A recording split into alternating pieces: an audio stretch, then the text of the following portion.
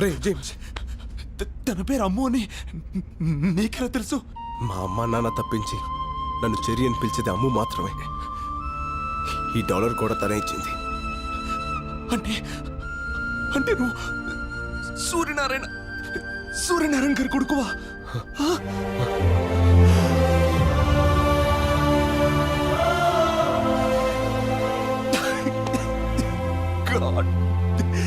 ఉండు, ఒక్క నిమిషం ఉండు.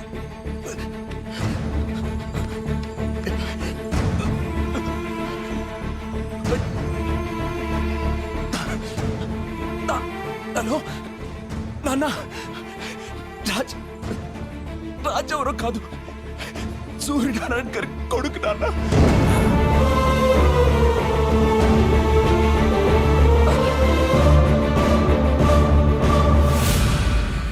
పద, హాస్పిటల్కి వెళ్దాం. ఇప్పుడు నేను బతకడం ఇంపార్టెంట్ కాదు, ఒక నిజం బతకడం ఇంపార్టెంట్, ఒక ఆశయం బతకడం ఇంపార్టెంట్. ఆ రోజు ఊరందరికీ పట్టాలు పంచుతుండగా జరిగింది ప్రమాదం కాదు, ప్రమాదంగా సృష్టించారంతే. మా నూరు రాయదుర్గం. ఆ గ్రామ ప్రజలకి కనిపించిన దైవం సుంకులమ్మ అయితే కనిపించే దేవుడు మీ నాన్న సూర్యనారాయణ. మీ నాన్న రఘుపతి గారు కాలేజ్ రోజుల నుంచి ప్రాణ స్నేహితులు. వారిద్దరి మధ్య ఉన్న స్వచ్ఛమైన స్నేహం వల్ల మీ నాన్న మాట కోసం రఘుపతి గారు తనకున్న 3000 ఎకరాల్ని రాయదుర్గం కూలీలకి కౌలుకిచ్చి వాళ్లకు బతుకుదెరువు చూపించారు. వ్యాపారం కోసం రఘుపతి లండన్ వెళ్ళిపోయాక ఆయన బావమర్ది బళ్ళారికో బంగారం లాంటి నిజం తెలిసింది. సార్, మీ గెస్ట్ చాలా కరెక్ట్. మీరు అనుకున్నట్టు ఈ మట్టి ఈ ఏరియాలోది. ఏ 3000 ఎకరాలైతే రఘుపతి గారు రైతు కూలీలకి కౌలుకిచ్చారో అందులో ఏ గ్రేడ్ ఐరన్ ఓర్ ఉంది. తవ్వి అమ్ముకుంటే ఇంట్లో బాత్రూమ్స్ కూడా బంగారంతో కట్టించుకోవచ్చు. ఈ జనానికి అనుమానం రాకుండా ఉండకోసమే పైన పవర్ ప్రాజెక్టు కింద మన ప్రాజెక్టు తవ్వుకున్నోడికి తవ్వుకున్నంత. ఈ ప్రాజెక్ట్ కట్టేది మీ పిల్లలకు ఉద్యోగాలు ఇవ్వడం కోసం, మీ బిడ్డల బతుకులు బంగారం చేయడం కోసమేనని జనాన్ని ఒప్పించారు. ఫ్యాక్టరీ పడిందంటే ఇంకా మన పిల్లల బతుకులు బంగారమే. ఉద్యోగాలు, ఫ్యాక్టరీలు అంతా అబద్ధమని, నేలతల్లి గుండెల్ని తవ్వి ఇనుప ఖనిజం అమ్ముకోవడానికే ఇదంతా ఉపాయమని ఎన్నో విధాలుగా నచ్చచెప్పడానికి ప్రయత్నించారు మీ నాన్న. ఇనప ఖనిజం పడితే మాకేంది, బంగారం పడితే మాకేంది. మా గిన్నెలో ఇంత మొత్త పడాలయ్యా, మా దారిని మమ్మల్ని వదిలేయ్యా. కానీ గొర్రె కసాయివాణ్ణి నమ్మినట్టుగా ప్రజలు బళ్ళారి మాటనే నమ్మారు. ఏందయ్యా ఇది? వాళ్ళకి లేని బాధ నీకెందుకు చెప్పు? వాళ్ళు పసిబిడ్డల్లాంటి వాళ్లే, మనమే మార్చుకోవాలి. రఘుపతి లండన్ నుంచి రాగానే ఈ విషయం గురించి మాట్లాడతా. వాడు నా మాట కాదంటావు. ఎక్కడే నిజాన్ని శంకుస్థాపనకొస్తున్న రఘుపతికి చెప్పేస్తాడోనని రాత్రికి రాత్రే మీ నాన్నని ఎత్తుకెళ్లారు. రఘుపతి ఊరు వదిలి వెళ్లే వరకు నోరు విప్పితే నిన్ను మీ అమ్మని చంపుతానని బెదిరించారు. ఆ తర్వాత రోజు రఘుపతి గారు లండన్ నుంచి వచ్చారు. ఊరందరి కళ్ళు రఘుపతి గారి కోసం చూస్తుంటే ఆయన కళ్ళు మాత్రం మీ నాన్న కోసం వెతికాయి. సూర్యనారాయణ వేస్తాడనుకున్నాను. ఏడి బళ్ళారివాడు పేదోళ్ళకి మేలు జరిగితే మొక్కు తీర్చుకుంటానని శ్రీశైలం వెళ్ళాడు. ఓహో, ఏదైనా ఒకరోజు తెల్లవారుజామున సూర్యుడన్నా ఆలస్యంగా వస్తాడేమో కానీ నేనొచ్చానని తెలిస్తే సూర్యనారాయణ ఆలస్యంగా రాడే అని అనుమానించాడు. ఆ అనుమానంతోనే ఇంటికెళ్ళాడు. మీ అమ్మ పెట్టిన కన్నీళ్లతో జరిగింది తెలుసుకున్నాడు.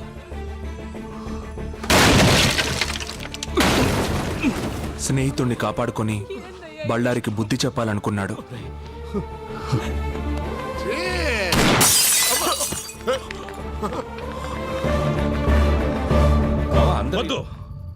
పొండి, ఊరొదిలి వెళ్ళిపోండి. బళ్ళారి అవమానంతో ఊరిని వదిలాడు కానీ బావ ఆస్తిని వదులుకోలేకపోయాడు. మన ఊళ్ళో ఈ రోజు నుంచి కౌలుదారులుండరు, పట్టాదారులే ఉంటారు. వచ్చే పౌర్ణమి రోజు నా కూతురు చైత్ర పుట్టినరోజు. ఆ రోజు సుంకులమ్మ సాక్షిగా నా కూతురి చేతుల మీదుగా మీకు పట్టాలిచ్చి మిమ్మల్ని శాశ్వతంగా రైతుల్ని చేస్తాను. మీరు అనుకున్నట్టుగా ఆ కుటుంబానికి ప్రమాదం తలపెడితే యావదాస్తి ట్రస్టుకు పోతుంది తప్ప మీకు దక్కదు. ఏ క్లాస్ గానే ఏదో ఒక బొక్క ఉంటుంది కదంటయ్యా, కాస్త ఎత్తుకు చూడు. ఒక్క అవకాశం ఉంది. రఘుపతి గారి తదనంతరం ఆస్తి ఆయన కూతురికి వెళ్తుంది. అవును, 18 సంవత్సరాలకి ఆ పిల్లకి మైనారిటీ తీరిపోతుంది. ఆ తర్వాత ఒకే ఒక్క సంతకంతో ఆస్తి అంతా మీ సొంతం అవుతుంది. తెల్లవారితే కూలీలంతా రైతులవుతారు. తెల్లవారింది. ఊరంతా పండగ వాతావరణంలో బయలుదేరారు. కానీ నువ్వు కలువపూలకు వెళ్ళగానే దారుణం జరిగింది.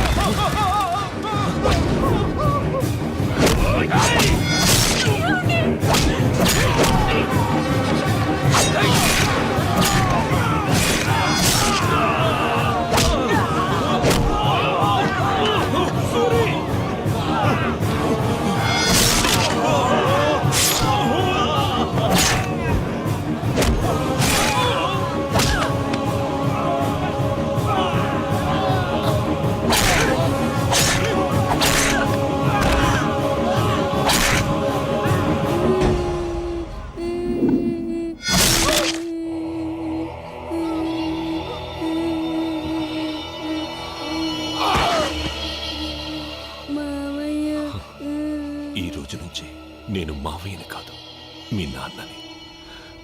ఆస్తి కోసం అమ్ము నక్కున చేర్చుకొని తండ్రయ్యాడు బళ్ళారి.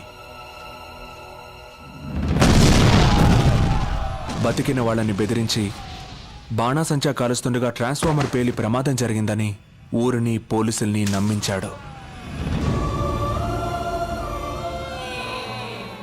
నీళ్లతో తడవాల్సిన నేల నెత్తురుతో తడిసింది. మట్టి కోసం పోరాడిన మీ నాన్న మట్టిలోనే కలిసిపోయాడు.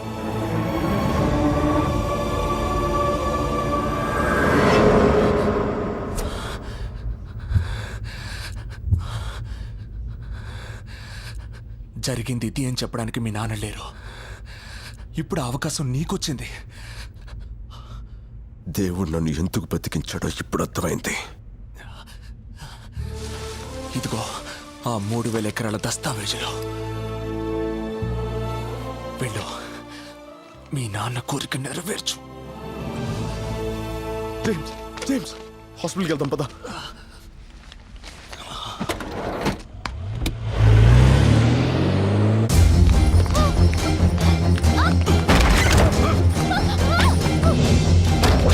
రేయ్, బళ్ళారికి ఫోన్ కొట్టండ్రా.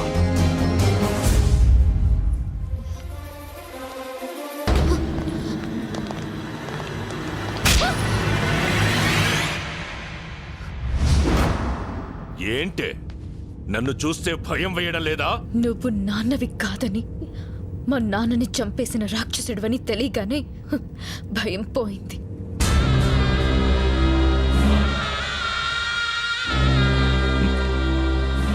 ఇంతప్పటి నుంచి పెంచాను. నేను నాన్నని కాదని దానికెలా తెలిసింది లాయరు? సరిగ్గా తను మేజర్ అయిన రోజు రాత్రే ఇంట్లోంచి పారిపోవాలన్న ఐడియా దానికి ఎట్ట వచ్చింది లాయరు? నన్ను అడుగుతున్నారేంటండి? నాకేం తెలుసు?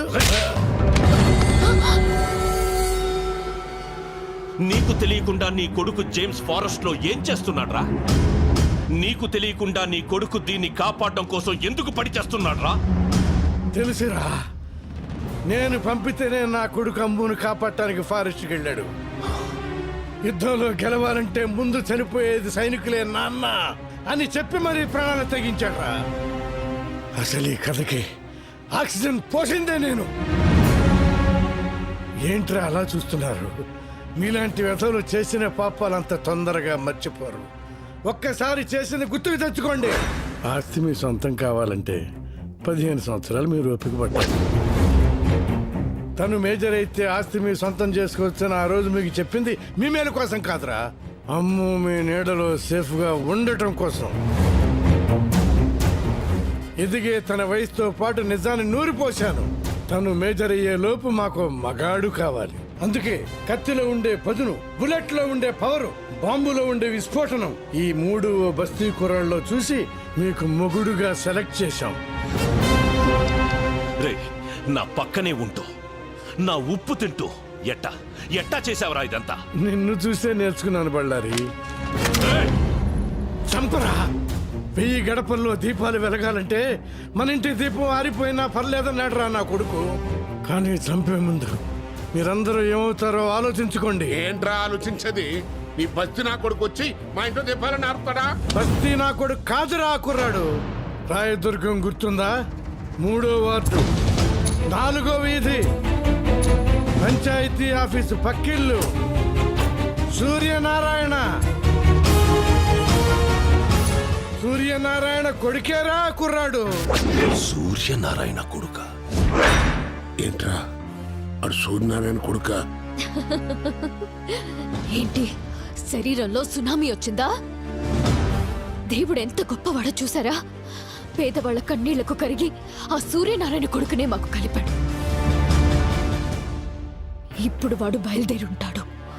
కాదు, నా మొగుడు బయలుదేరుంటాడు.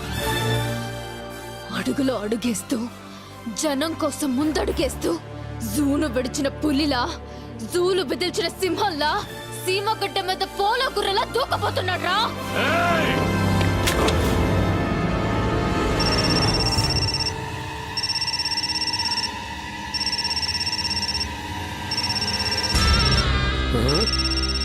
ఈ కొడుకు మాట్లాడరా? మాట్లాడో. ఇది వాడికి హ్యాండ్ ఓవర్ చేసిన డాక్యుమెంట్స్ తీసుకుని రాయదుర్గానికి రమ్మను. ఎక్కడి నుంచి అయితే వాడు తప్పించుకున్నాడో అక్కడే వాడిని ఫినిష్ చేస్తాం.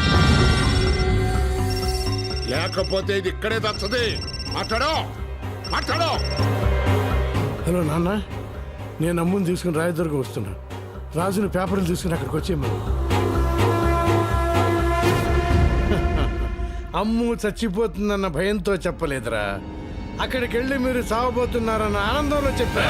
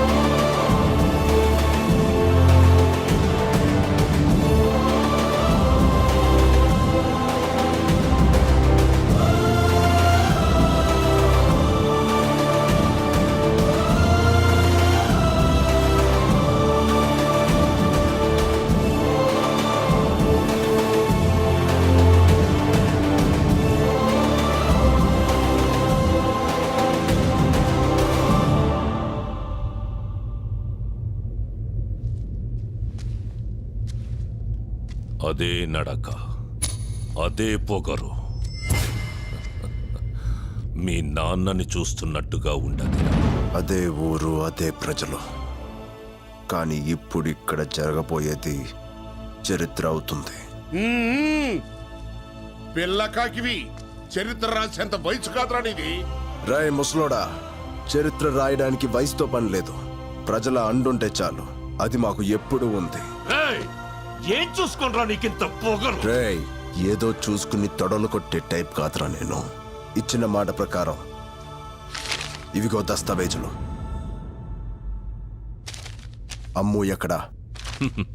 అమ్ము ఇక్కడ లేదు. ఎక్కడుందో ఇక్కడున్న అందరికీ తెలుసు. కానీ ఎవ్వడూ నోరు విప్పడు. రేయ్! అక్కడ చూడు.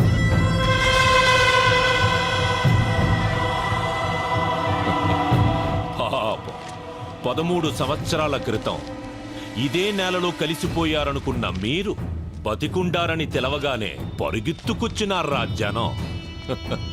మాకు ఆస్తి కావాలి, వాళ్ళకి నువ్వు కావాలి, నీకు మీ నాన్న ఆశయాన్ని పూర్తి చెయ్యడం కావాలి. వా అన్నట్టు నువ్వు బెట్టింగ్ లో కింగ్ వంట, గెలుపు తప్ప ఓటమి తెలియదంట. అందుకని అబ్బాయి, మనం ఒక పందెం వేసుకుందాం. అందులో నువ్వు గెలిచావనుకో, అమ్ము నీదే, ఆస్తి నీదే. పెంచిన తండ్రి ప్రాణాల కోసం నా ప్రాణాన్ని పందెంగా పెట్టా. కన్న తండ్రి కల నిజం అవడం కోసం ఎన్ని ప్రాణాలైనా తీస్తా. తీయటం కాదు, ప్రాణం పొయ్యాలి. 10 నిమిషాల్లో పోయే ప్రాణాన్ని కాపాడగలవా? 10 నిమిషాల్లో చచ్చేది ఎవరనుకుంటున్నావా?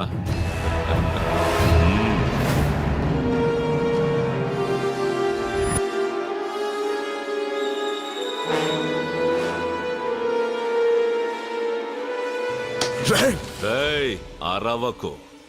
ఏ ఊరి కోసం మీ వాళ్ళందరూ ప్రాణాలు వదిలారో అదే ఊళ్ళో నీ అమ్ము ఉంది.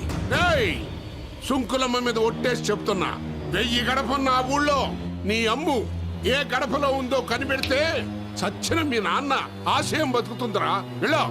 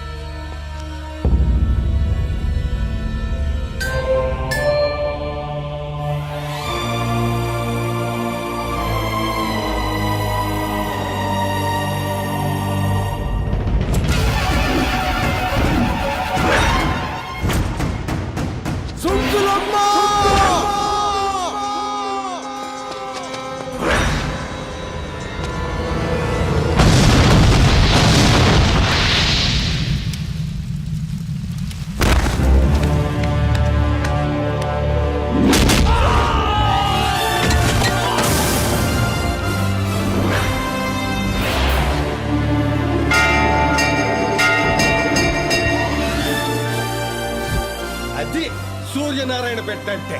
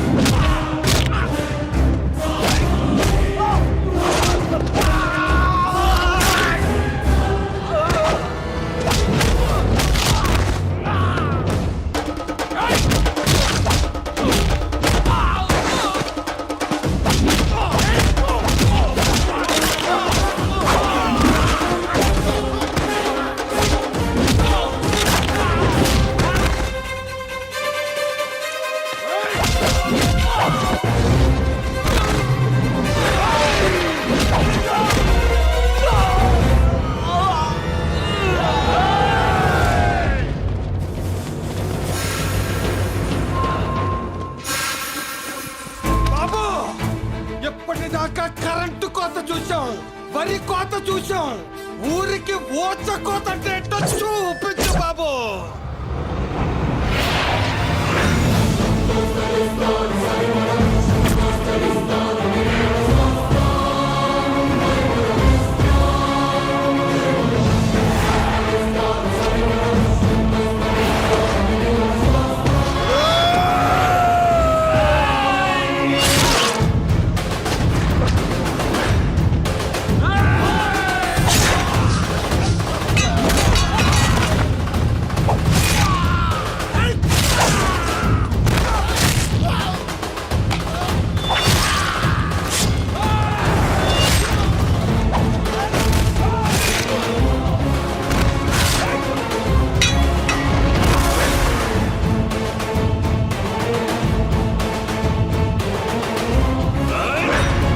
నరికే కొడుకుని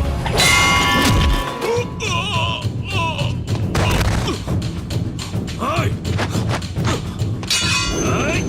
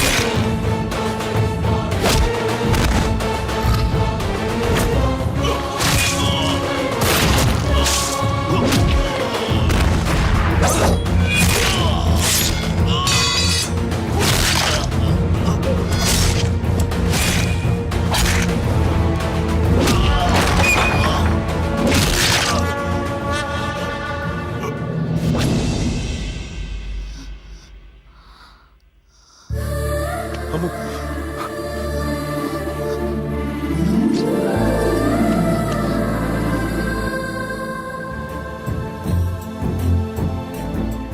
నీ చేతుల మీదుగా పట్టాలు పంచాలన్న మీ నాన్నగారి కోరిక ఎన్నాళ్ళకి నెరవేరింది.